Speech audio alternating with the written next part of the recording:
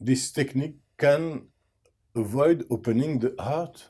Well, that is a, you know, I don't think you still need to open the heart in order to do an operation. But what it helps you is you know exactly what type of operation you want to do. So, another thing that people are doing now is something that is called 3D printing.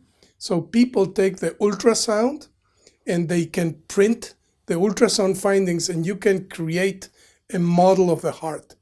So you can give a surgeon this model of the heart and he or she can really think what type of operation they want to do. I don't think you can avoid, but you can make an operation be quicker, more effective, and definitely in the cath lab, there are many procedures that are being done that without the use of 3D ultrasound, the people in the cath lab would not be able to do this, or it would take hours and hours in order to complete this. Professor Lang, how do the consultation 3D ultrasound? Well, in our hospital, we do approximately 100 tests of cardiac ultrasound every day.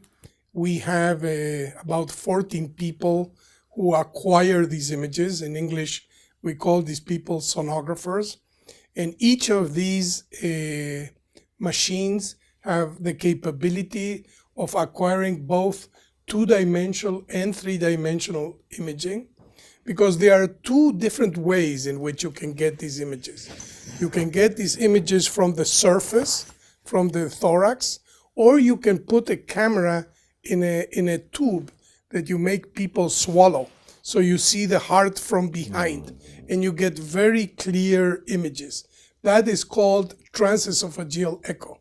So we acquire these images. 3D ultrasound is also excellent to quantify the pumping ability of the heart. It's much more accurate than two-dimensional echo. So we acquire these images in every patient and we analyze them. So we are a little bit more advanced, but this is penetrating and I think it's being used all over the world.